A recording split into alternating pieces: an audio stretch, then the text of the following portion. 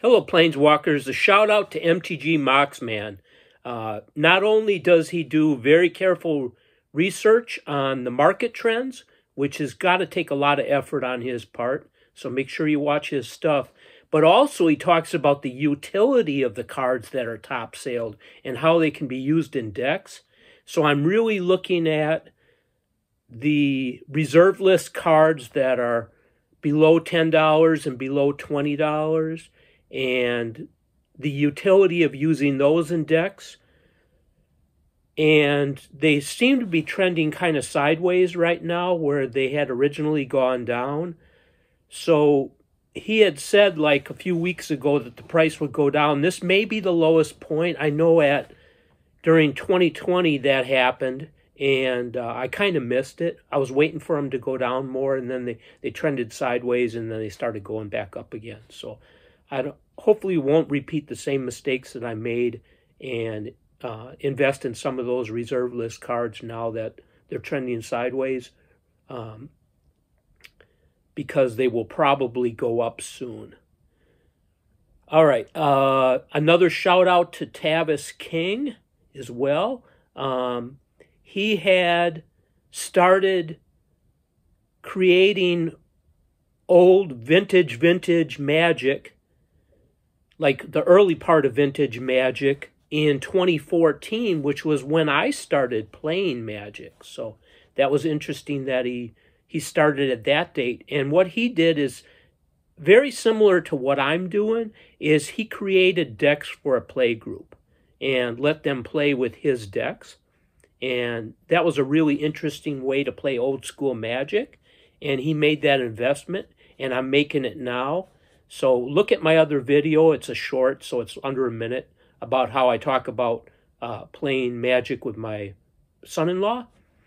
Before 1994, Tavis mentioned that there was a 40-card minimum for the decks. So now I understand why some of those starter decks that I collected were 40 cards instead of 60. I thought that they just expected you to fill in the rest of the deck with other cards, but no. And also there was no 4-card max rule at that time. Now Tavis, I believe, played with the later rules, so he built 60-card decks. I'm pretty positive of this, and he also limited the cards to 4 total. Let's see, what do I have for... Okay, a shout out to Solar Games. This guy is way underappreciated. I just so love watching his videos. I watch him every day, just like I do MtG Marksman. But his videos are fantastic. He's such a insightful guy, and he's going to start a new series about how to suggest to Wizards of the Coast that they improve their conditions that they're under right now. So I'm really looking forward to that, and that'll be very interesting. He had talked about how you don't get any financial education. He was talking about the education system, and no knock on Solar Games, on Mark or anything, but I wanted to talk about the educational system because so many people knock it. So I wanted to talk about it a little bit. People say that educators are not getting paid very much, but it's just like Mark says. And it's also like, shout out to Rudy from Alpha Investments also. You're trading your time for money, as Mark said, or as Rudy says, utility. Okay, the ability to do things, okay, with your money. Because you can't do anything if you don't have any money. So you're trading it really for utility. And one thing about being an educator is working about half the year. And albeit you work a little more than that, because during the school year you work after hours quite a bit. But I found that when I do that, I'm doing it because I'm passionate about it and I want to do it. I remember there was a pivotal moment where I was playing World of Warcraft, and I was actually thinking I'd be having more fun doing school stuff right now. So I enjoy doing that kind of stuff. And also, the reason that education doesn't have time to teach like financial stuff, and I'll talk about what I actually taught that was financial in a few minutes here, is, for instance, in biology, I got to teach about cells, DNA structure, photosynthesis, osmosis and diffusion, evolution and taxonomy. And for instance, I'm teaching about the structure of the DNA molecule right now. That takes a long time. I have about, if I had the students the entire year, and I have them 6 weeks, if I had the students the entire year, I would have about 75 days to teach them those things that I mentioned, in which about 1/6 of that would be DNA structure. And it takes a long time to teach DNA structure. I'm currently teaching it with models right now that the students assemble of the DNA molecule. And it's important because a lot of people out in the world don't believe DNA is a real thing. So when they go to a court case or whatever and there's DNA evidence, they don't believe it, right? So that's important. In physics, I have to teach the laws of motion is one thing. And in chemistry, I have to teach how atoms are counted so that they can participate in efficient chemical reactions, which is so important to everything that's manufactured. Okay.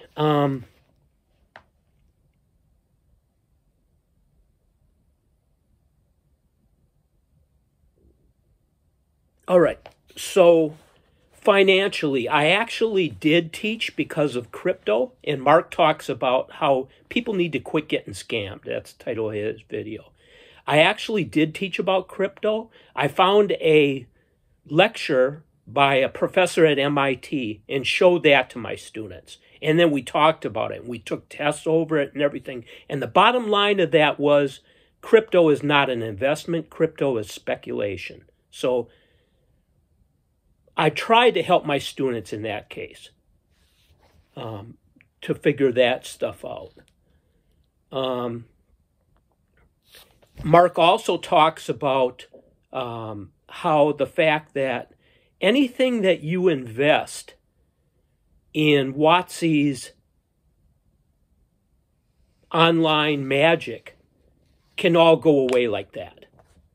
It can go away instantly.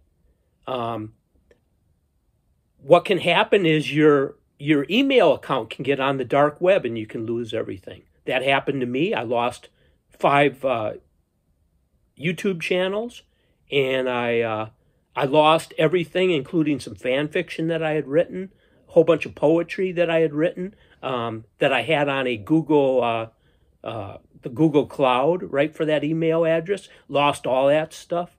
I know that I could lose everything that I have in World of Warcraft. I could lose it like that, okay, including my Spectral Tiger mount and all that stuff that I value so much. But I know that can go away like that. All I have to do is lose that account.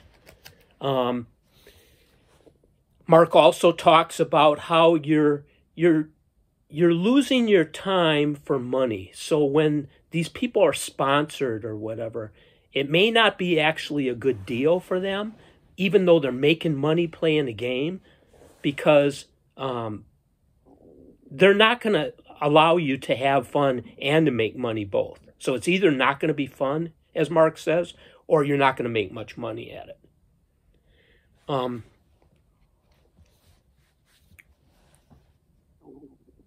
And really, in a way, it's occupational slavery. So a lot of jobs that make a lot of money are actually occupational slavery. And these people hate their lives. I know people that are chemists and they work for chemical companies that absolutely hate their life. And they're occupational slaves.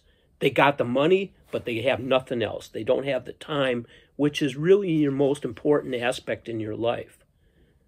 You want to take that time and spend it with family and do more important things. Mark talked about scammers won't change. I try my best to work with kids when they talk about illegal activities to try to have them see the other side, how that's not a win situation for them. They're going to lose in the long run. Same thing with drugs. I try to convince them that do they really like doing drugs, or is it just something they do to just be a tough guy?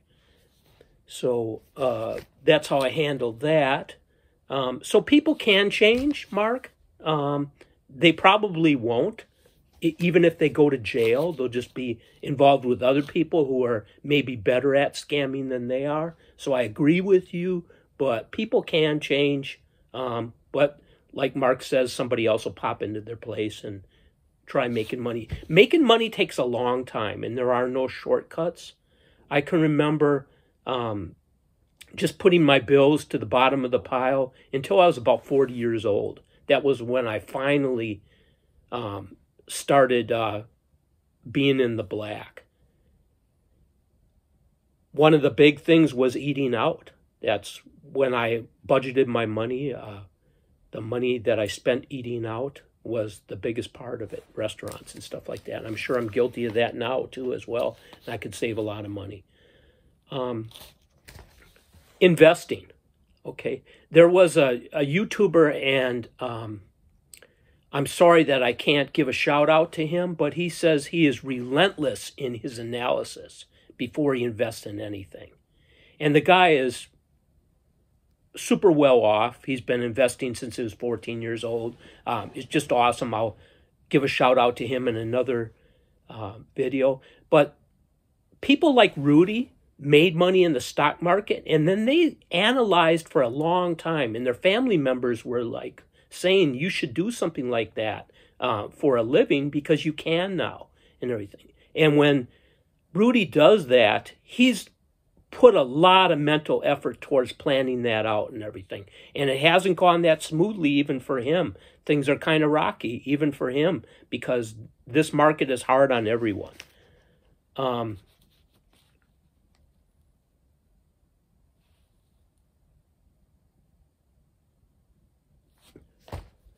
So Mark talks about playing versus investing. I know when I first started playing, I wanted to spend about the same amount of money on Magic as I spent on World of Warcraft trading card game. And that was, every time I bought cards, like a booster box would be like $20 or $30. And that was because the game was dying at that time. And they had they probably overprinted those boxes, and there was a lot of them around. So I was able to get them very cheaply. So I started out just buying the bundles, what they called a fat pack at the time. And after I bought 2 or 3 fat packs and I started buying starter decks, I was able to build some pretty good decks during Battle for Zendikar and those sets. I was actually able to buy, or I was able to build pretty good sets. And you'll see that when I make the videos about those. I'm working my way up to the present. I just did Kamigawa block, so that's 2003. I got to do Time Spiral block 2006, and then I'll be up to about 2009, 2010-ish, and I'll eventually get my way up to 2014, where I first started playing Magic, because I went back and bought the old stuff, luckily. It was a really good thing, because in 2014, you could still buy even alpha and beta cards. You could buy them as singles for not that much money. And you could buy old sets. I bought a lot of bundles. I missed buying Kamigawa because I thought $90 was too much for a bundle or whatever. That's a regret because I could have actually read the book that came with that bundle, and that would have been a lot of fun.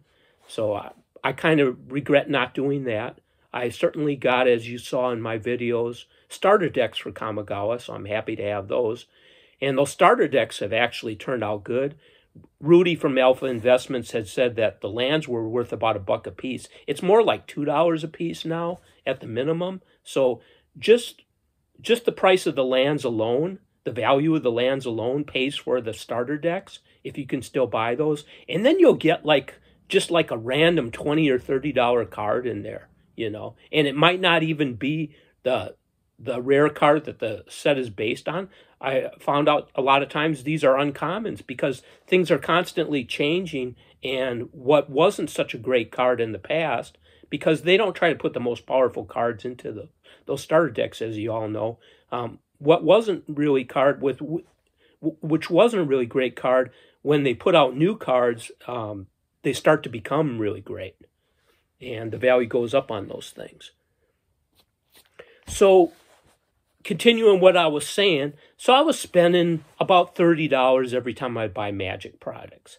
And then I eventually started buying booster boxes, and I could buy booster boxes for about $80, pretty much the same price as I can buy them for now. So that was a step up. And then I decided, okay, I'm going to get into Commander. So I started buying these Commander decks that were $40. And of course, if there was 4 or 5 of them, that's $160 or $200. So the price went up on those. But those were such a good value, the value that you got out of those. So I continued buying those Commander decks, even when they came out every set. I didn't take Watsy's advice that I don't need to buy everything. I tried to buy everything. And then I started buying the set boosters because people had said on YouTube that those were a good thing, and I saw the cards that came out of those. I'm not so sure I'm interested in all those foil cards and anything anymore. And I may just build decks up to Ikoria. I don't know. It's really going to be a question of whether I invest what's turning out to be a lot more money in the current sets if I buy the draft and the Commander decks and the set box, and I only bought the collector box once. If I buy that, if there's a jumpstart box in every one, and I'm sure I'm forgetting about something or other, the bundle, if I didn't mention that. So that turns out to be a lot of money every time a set comes out. I'm not sure if I'm going to continue doing that, and it's kind of made easier by the fact that the place that I normally buy from is not getting any of that new stuff. So that's interesting. I think that guy, it's a really good company that I do business with. I think that guy actually knows that this stuff is not a good investment right now. So I'm really enjoying buying old cards from eBay, and you'll see all my videos that I make. They're going to be called Supplement. And I received today 19 envelopes from eBay, and I'm kind of happy with eBay right now. The problem with TCG Player, when I used to do that, I first started out with TCG Player back when I got the Magic the Gathering Collection Builder program to keep track of my cards, and I was like, okay, I'm going to buy a whole bunch of Alpha, Beta, the Dark, Arabian Nights, and all those cards because it was so easy to do in that program. What happened is I was sent cards from all over the place. A lot of times they were damaged. They certainly, none of them were really in the condition that they said they were. New mint, and they'd be all played and be all boogered up on the surface and scratched and everything. I was very unhappy with that. And then I would get like the wrong cards and stuff like that. And when I would contact TCG Player, they would do absolutely nothing, zero about it. I never got a response from TCG Player ever once on that. So I bought from them once. I got a whole bunch of dark cards, the dark cards, which I'm really happy to have because the price has gone way, way up on those. I'm really glad to have those, but I never did it again.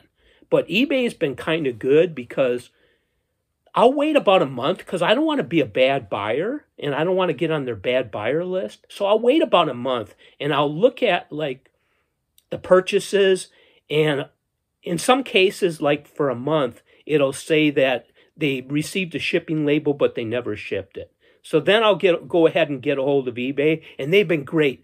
Like within a half a day, they've refunded my money, and they send me a survey on, you know, whether I want to still buy from them again or whatever. So it seems like they're really trying. I wasn't real happy with Amazon. I probably should be happy with Amazon because I bought the draft set that you couldn't get. I can't remember if it was Zendikar Rising or Strixhaven, one of those two. The draft box that you couldn't get. It came and it was unsealed, and it was all battered up and everything, and it looked like a scam. So I got a hold of Amazon, and they refunded my money, and they didn't even make me send it back. So I basically got that free box right now, which might actually turn out to be okay, but I don't know. You know, I certainly can't keep it as an investment, or I can keep it as an investment, but I can't sell it to anyone, right? Because I don't know what it's all about. And your reputation as a seller is so important.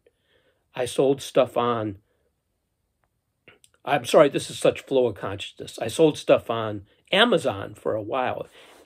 I used to buy on eBay and sell on Amazon, and that was really good. The difference is on Amazon, you can have it in there as long as you want before you sell it. You don't pay till you sell it. eBay, you pay whether you sell it or not. So that's kind of more risky in my opinion. I did sell some stuff on eBay and it turned out okay, but I prefer to sell on Amazon. I'll be doing that again, y'all. I'll be taking my bulk and selling it. And I'm going to keep the price really, really low. I'm just going to basically pay for my costs. And I'll try to get rid of some of this bulk. Because some of these old cards, I'm sure some of you could be using for your decks. And I have many, many, many of them. There was one card where I had over 100 and Magic the Gathering Collection Builder couldn't even support 3 digits. So I had to put 104 cards in as 99 or whatever, because that was the maximum that it could support. So buying from eBay has been a really good thing right now. You'll see all my videos of the supplements that I make. So the videos will have the title supplement in them. And probably start making some of those today, hopefully. I'm really waiting for my Glissa the Trader card to come for Mirrodin, Scars of Mirrodin block. I will probably maybe get some of the new stuff if my company starts opening it up, that they start opening up sales on the new stuff again. So maybe I'll get some stuff for Phyrexia All Is One. I didn't see anything for Dominaria United. Didn't see anything for Unfinity. So apparently they're not going to carry those. They may carry them later on. I've seen that. I missed it. They had Time Spiral Remastered. I didn't know what it was, so I didn't buy that. They had it on there. They also have, right now, Masters 2017 and some vault sets for sale. So they get some really old stuff, I guess, that other companies can't sell, and they buy it from them, kind of like Rudy does, buy stuff that other people can't sell, and he sells it there. So that's a great thing from that company. So I'll probably get some of the new stuff if it appears on there. I bought some new sealed product on eBay, and it was okay. I was kind of worried about it. I think they sent it in not the most optimum way. It was packaged okay and everything, but the carrier that they used, I don't want to put any bad karma out there, but the carrier they used, I don't really think that much of. So I'm not sure if I'll do that. I told you about my experience in Amazon, and that's pretty much it. I want to do a longer video, and if you want to just leave my video playing and turn the sound off or whatever to run up the time, that's really what I need. I'm about a quarter of the way to being monetized in subscribers, but I'm only about a tenth of the way in video length because I've been making a lot of short videos. So I wanted to make some longer videos, and I've also had people tell me that they wanted to watch me longer, so I try to make them happy as well. So thank you very, very much for the subs, for the view time, and for especially all of the comments that I've gotten from you guys. You guys are so wonderful, the comments that you've given me. I also do TikTok for as long as it lasts, because they're probably going to take that away. I do Instagram, I do Twitter, I do those other social media accounts. And TikTok is probably about the best of those, so I'm going to be sorry to see that leave. There's a really good Magic community on there, and they ask me a lot of good, they make a lot of good comments, like just really nice comments about how they enjoy my stuff, and then also like questions about what I'm collecting, and also telling me about themselves, because I told them that I was playing with these cards for the first time because I started in 2014, and they had given me lots of good cards that I could buy and supplement my decks with. and how they played those cards and how much fun they had with them, and I really appreciate that. I'm going to cut this at 25 minutes. Thank you all.